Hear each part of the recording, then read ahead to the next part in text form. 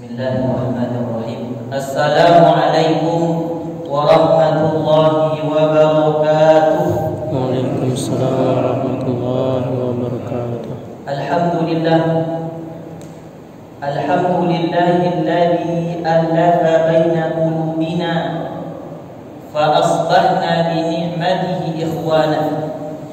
Asyhadu an la ilaha illallah wahdahu la syarika lah wa asyhadu anna Muhammadan 'abduhu wa rasuluh.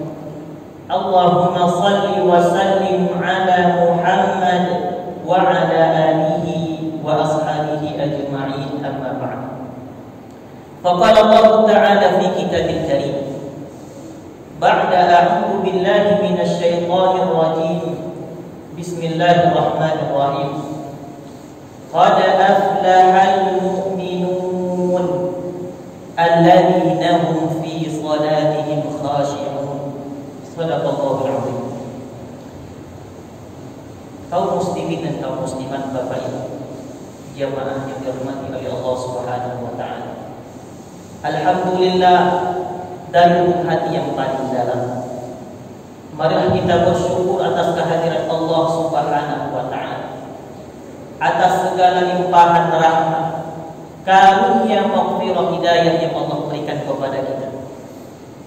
Ini kita bisa hadir di majelis ilmu. Ini merupakan nikmat yang besar yang Allah berikan kepada kita. Barangkali saudara-saudara kita yang lain yang mungkin mau hadir cuma mungkin kendala waktu, tak bisa hadir bersama-sama dengan kita. Mudah-mudahan yang hadir pada sore hari ini Allah mudahkan segala urusan, Allah muliakan hidup kita, dan mudah-mudahan dikarunia sisa hidup yang indah. Amin amin ya rabbal alamin.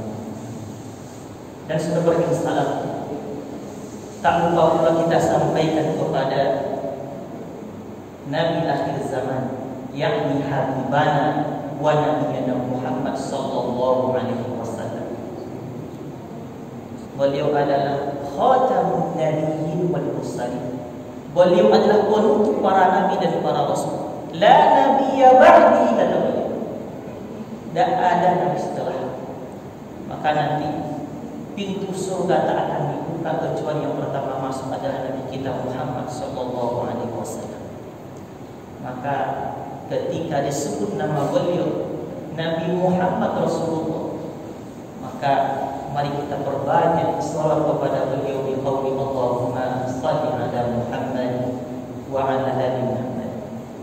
Kaum muslimin dan kaum muslimat, Bapak Ibu yang berbahagia, dalam surat Al-Mu'minun ayat 1 dan ayat 2 Allah Subhanahu wa taala berfirman, a'udzu billahi minasyaitonir rajim. Bismillahirrahmanirrahim. Qad aflahal mu'minun alladzina hum fi salatihim khashi'un. Sungguh beruntunglah, kata Allah, siapa yang beruntung di sini, yaitu orang-orang yang beriman. Iman ini nikmat anugerah yang sangat besar yang Allah anugerahkan kepada kita, Bapak. Karena dengan iman, sekecil apapun kebaikan yang kita lakukan, maka Allah akan membalasnya. Faman ya'mal mithqala dzarratin khairan yarah.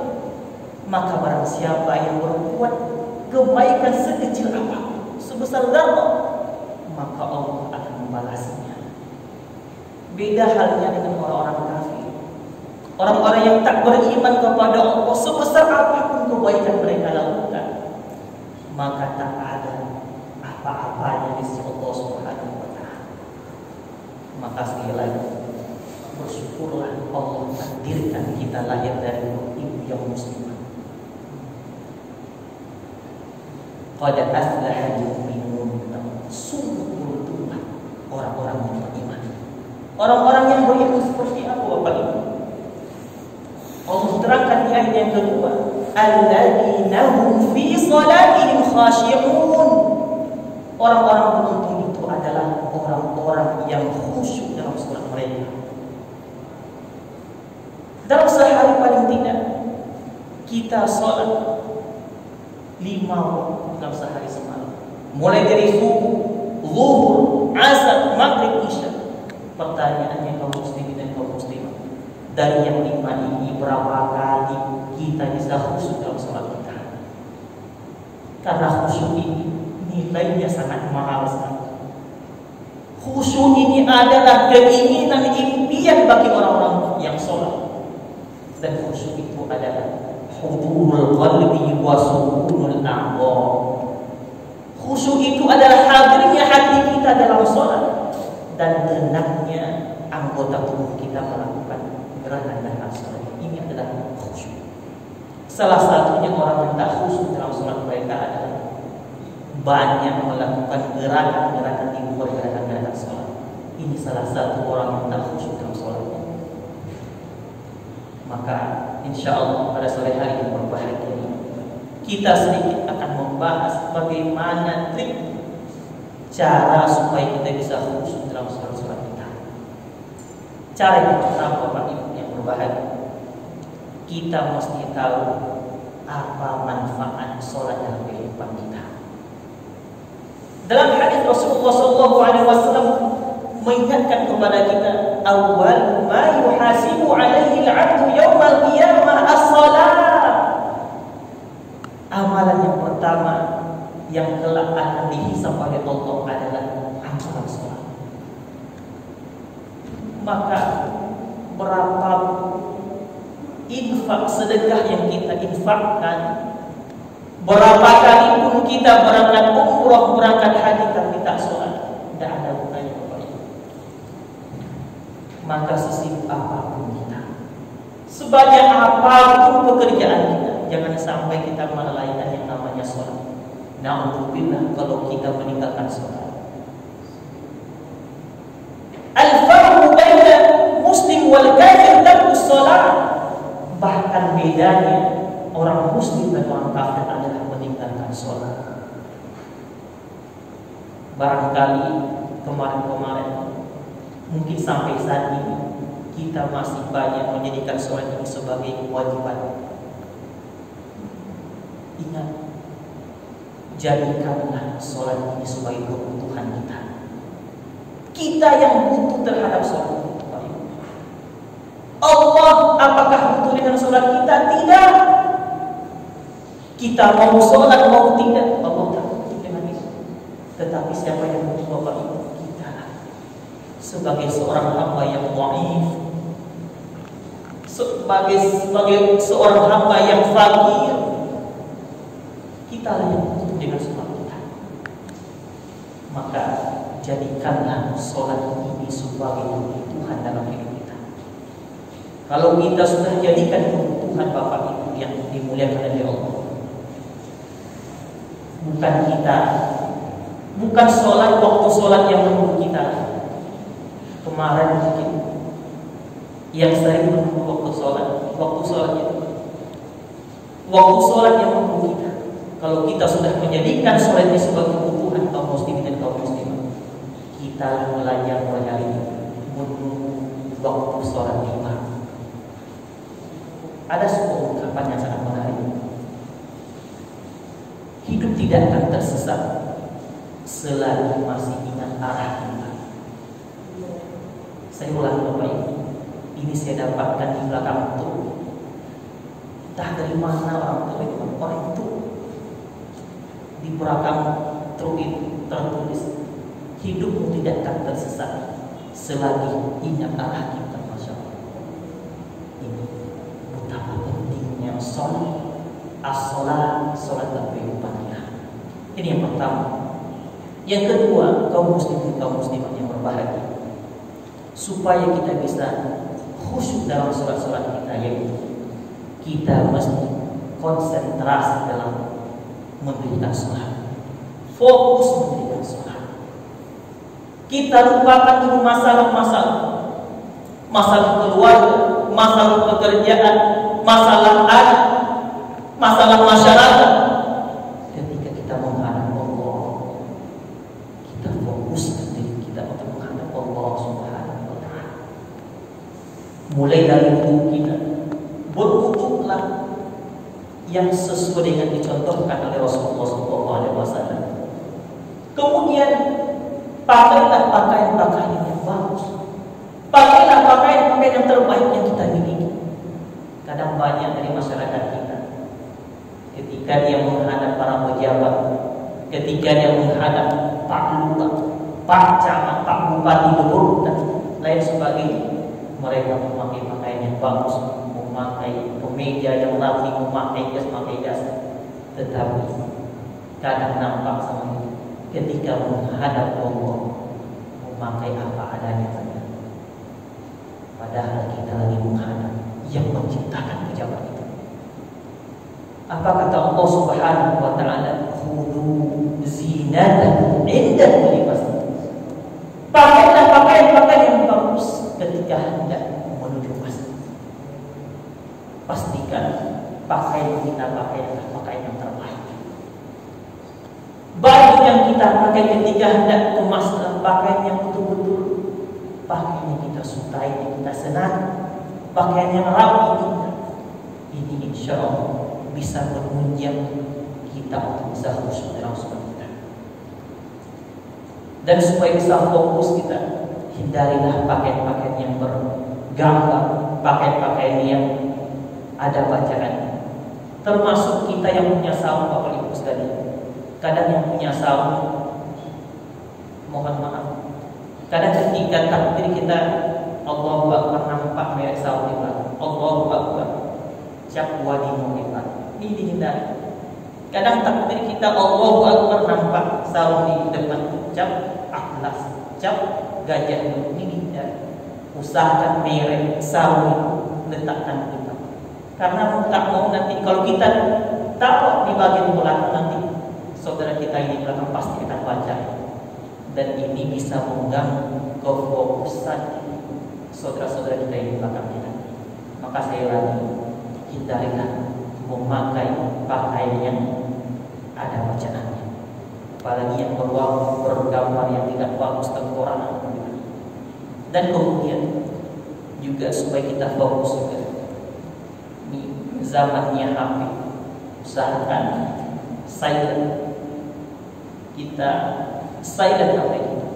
Nanti kalau bunyi di kantong kita bisa kita matikan. Kalau sempat kita taruh di bawah, payah dan kita dulu mengambil HP, dan ini akan mengganggu saudara-saudara kita yang lain. Ini fokus, konsentrasi kita ketika dia menghadap Allah Subhanahu wa taala. Ini yang kedua.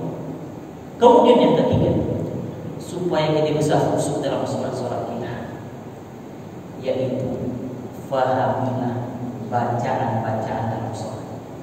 Fahamilah lafaz-lafaz dalam sholat itu sendiri. Betul kata Umar bin Khattab. Apa kata beliau? Ta'allamul arabiyyah fa innaha min dinikum. Maka pelajarilah oleh kalian bahasa Arab, kata fa innaha min dinikum.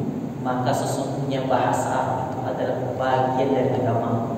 Coba tengok Bapak Ibu, Al-Quran yang kita baca maktub dengan bahasa Arab. Hadis An-Nabawiyah, hadis Rasulullah SAW yang kita pelajari maktub tertulis dengan bahasa Arab.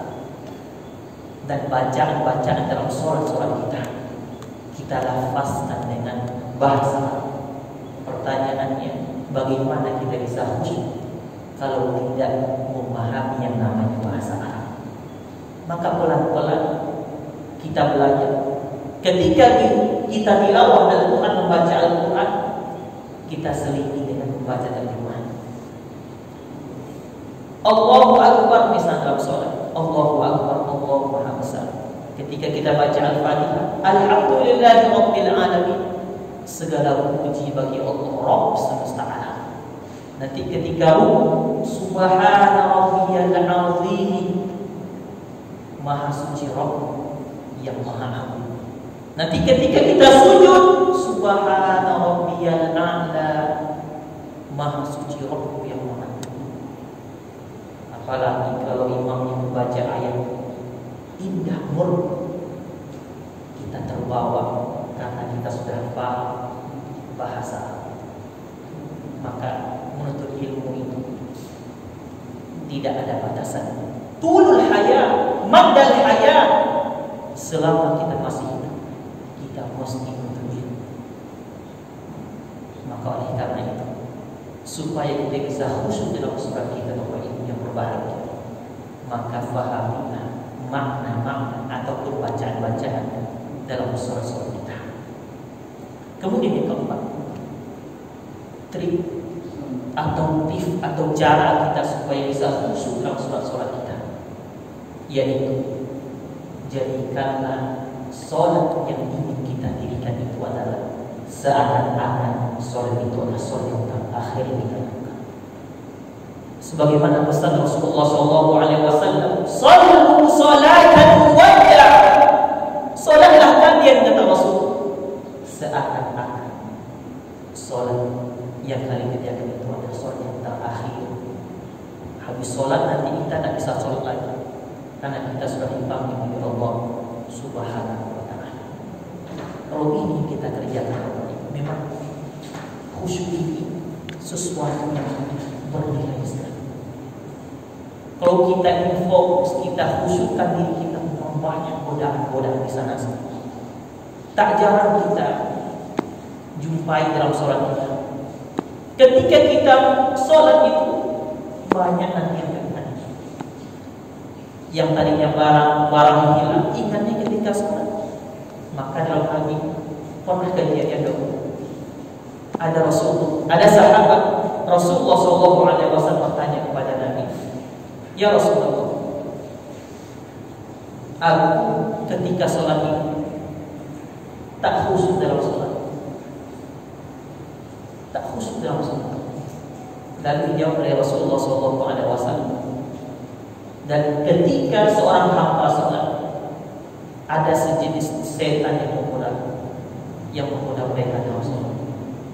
Maka pesan Rasulullah SAW, ketika sudah merasakan tidak khusyuk dalam sholat, maka baca isti'anah, ta'awudhu billahi minasyaitonir rajim.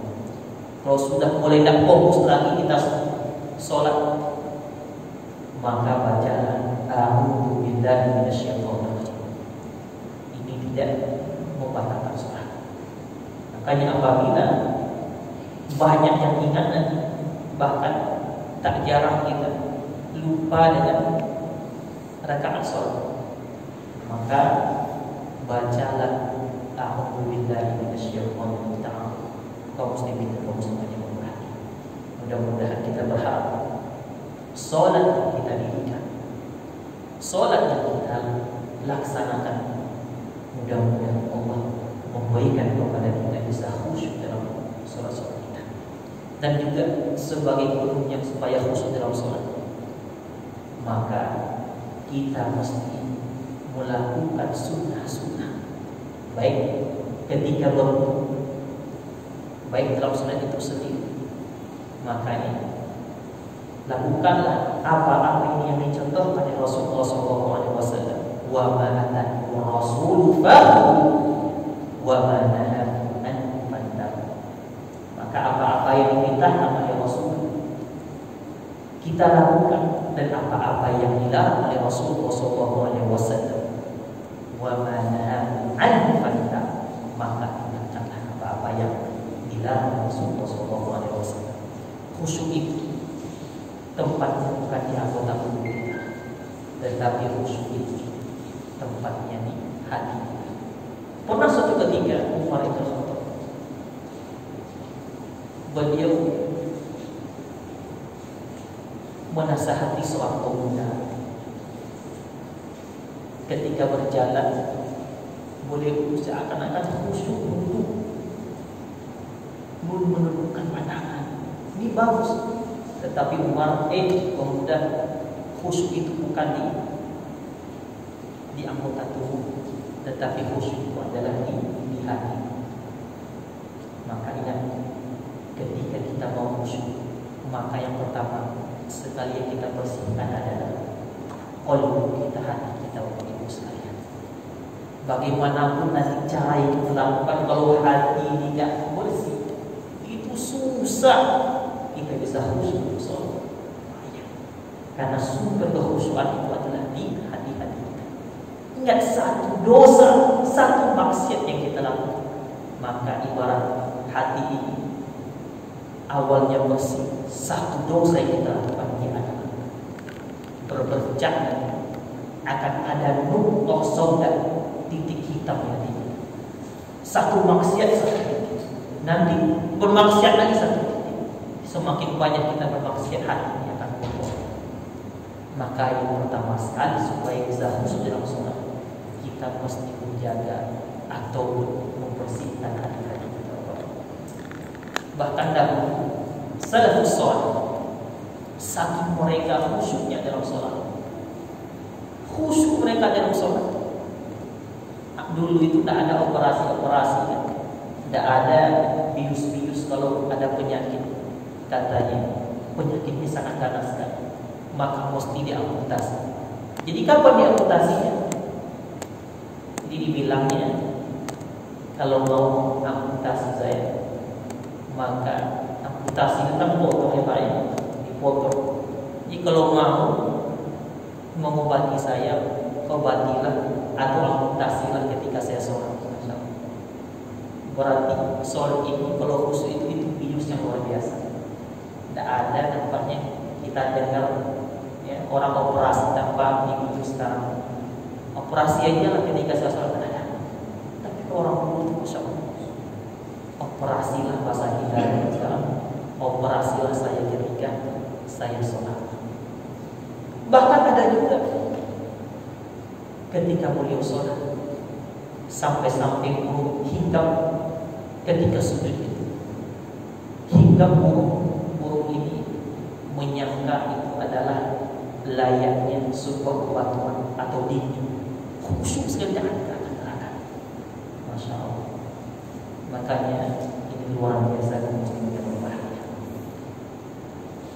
Sholat betul-betul benteng kehidupan. Jadi ibaratnya sholat ini adalah intinya ibadah. Intinya ibadah. Maka sekali lagi, teruslah kita perbaharui hati-hati kita. Kita bersihkan hati kita. Ini memang berat. Ini nasihat untuk saya dan kita semua. Dan karena kekhusyukan dalam sholat ini merupakan keinginan impian setiap kita, maka kita berharap semua Allah berikan kekhusyukan dalam semua sholat kita.